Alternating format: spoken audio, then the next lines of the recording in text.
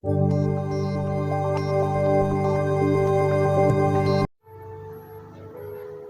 evening to one and all. Let us invoke the Holy Spirit as we begin our synodal sharing. Our theme is synodality, journeying towards sanctity.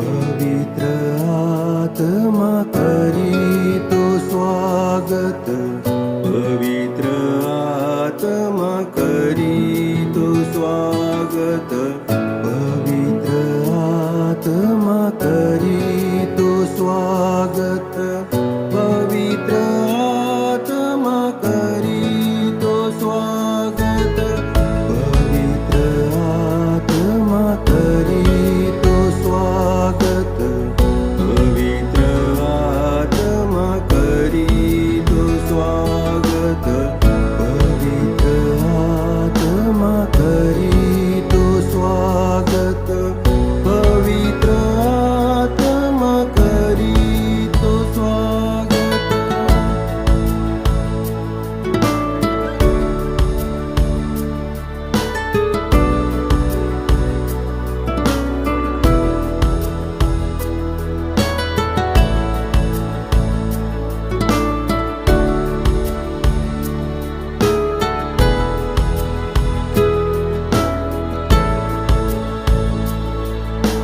तुझ्या अग्नीने आम्ही सर्व शुद्ध पवित्र होऊन जातो.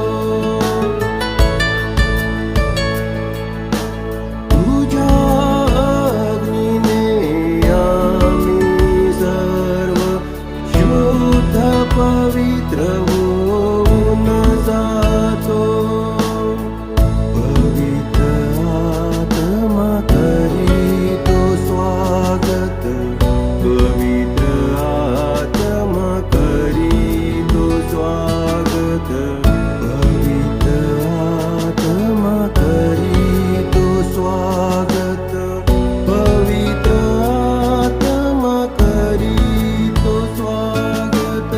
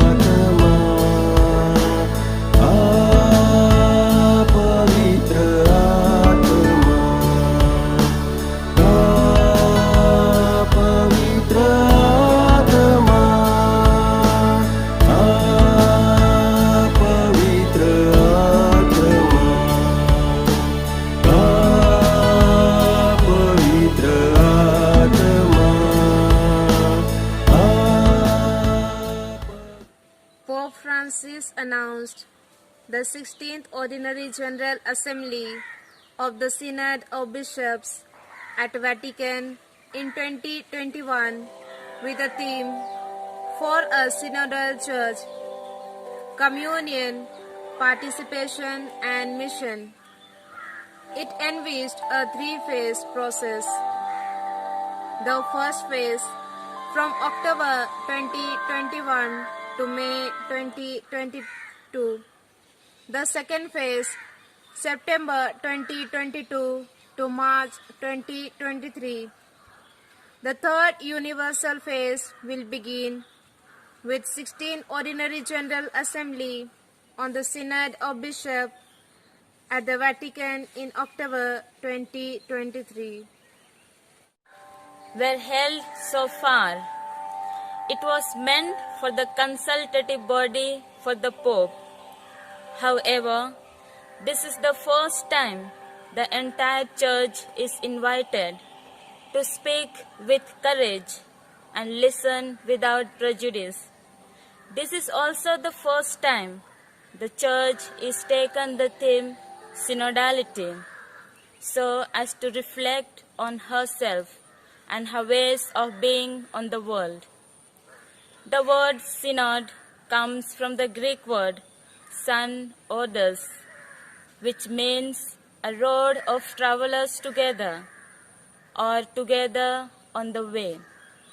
Synodality, therefore, is a process of walking together and discerning God's will for the Church at this time. This done by listening one another, believing that the Holy Spirit speaks through each baptized member of the Church. It is time for our dialogue at various levels within the Church, with clericians of other churches, with people of other faith. Pope Francis desires that the Church of the third millennium to be a synodal church where all walk together and participate in the life and mission of the Church.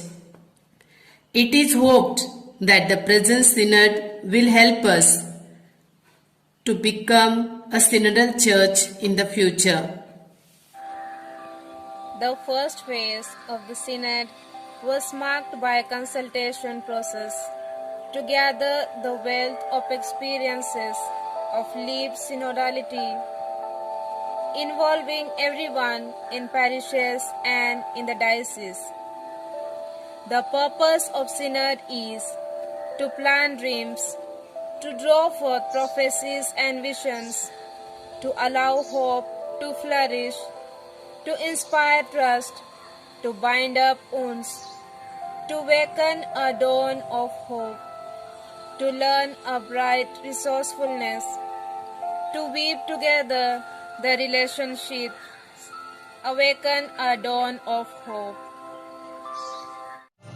to learn from one another and create a bright resourcefulness that will enlighten minds, warm our hearts, and give strength to our hands. So much has happened during the first phase of the synod, though we cannot claim 100% success in creating awareness or including majority of the people in synodal consultation. We cannot deny at the same time that nothing has changed. If we are synodal Christians, then our families, our Christian communities, our religious communities, our parishes, and our dioceses will undoubtedly become embodiments of synodality. Now is the befitting time to introspect whether I am an agent who promote communion, participation, and mission wherever I am. One does not automatically become an instrument of synodality just because he or she is baptized Christian, but one need to go through a conscious process of discernment to become a synodal Christian. There are 6 simple steps to enhance our synodality and thus journey towards sanctity. First, availability. Second, approachability. Third, amenability. Fourth, adjustability. Fifth, adaptability. And sixth, accountability. These steps would help us to create a climate of inclusion, which is an inevitable move towards making synodality a way of life. Availability. It refers to being there actively, to ensure someone that I am there to be with, to care, to bear, to listen, and to console. Jesus was available to everyone, very especially at the manger, at the presentation. He was having dialogue with elders. He was available for Peter's sick mother-in-law. His every healing was a demonstration for his availability. Our physical presence does not attract any significance, but how we are available makes the difference. Jesus says to be available like the salt and not like sugar. Salt is easily available and cheaper than sugar. If you add salt little more or little less, it changes the taste and flavors of the food. So like salt, we need to identify and bring out the good qualities and talents of every member of our communities in our presence and engendering an inclusive synodal spirit. Approachability. Some people may be available but not approachable. Being at ease with oneself and making others feel at ease in our presence is called approachability. It is a powerful asset to have once our synodal toolbox. Approachability is manifested in diverse ways, such as Amenability. Being friendly and loving is the meaning of the word amenability. Am I a loving person to my family, friends and colleagues? Humans are so fragile. We need to handle them with loving care. Everyone looks for someone who can be kind and friendly. That's why Mother Teresa said, of all the longings, the longing for love is the most painful. Inspired by Saint Augustine, we too assert that to love is to wish the good of the other. If we want to make our synodal circle larger, wider and inclusive, then we need to begin cultivating an amiable nature. Let our love be expressed through our deeds and when necessary through our words. God so loved the world that He gave His only Son, and Jesus insists on love of enemies. He was amiable when He fed the 5,000, shedding the tears for others. Jesus manifests His love for others. Let love be our anthem to create a synodal church. showing personal warmth, appreciating the differences in others, being sensitive to people's feelings, understanding others' weakness and acknowledging one's own, having the ability to forgive easily and asking for forgiveness, and leading a life of authenticity.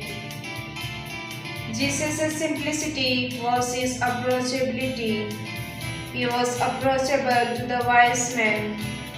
He was approachable to the lepers. He was approachable to leaders of the synagogue. He was approachable to the woman at the well. He was approachable to the women and children. Are our convent educational institutions welcoming ones? Do our well-furnished offices, giant compound walls, study gates invite others, especially poor, powerless, homeless, weaker ones to approach us? Adjustability. It refers to change from within. Adjustment is not a tantamount to compromising, saying okay to this and saying okay to that. But adjustability invites one to be a Roman when in Rome. Hence, adjusting is allowing one to suit for a particular situation. Do we make adjustment within ourselves so that we could become more committed? Jesus is an inspiring example of undergoing changes from within. Though he was in the form of God, he emptied himself. Jesus' transfiguration, Jesus' meeting with Zacchaeus. To create a more human community, we need to allow ourselves to be formed or chiseled by our own fellow humans, to make our homes convents, our parishes more synodal, promoting communion and participation in our local mission.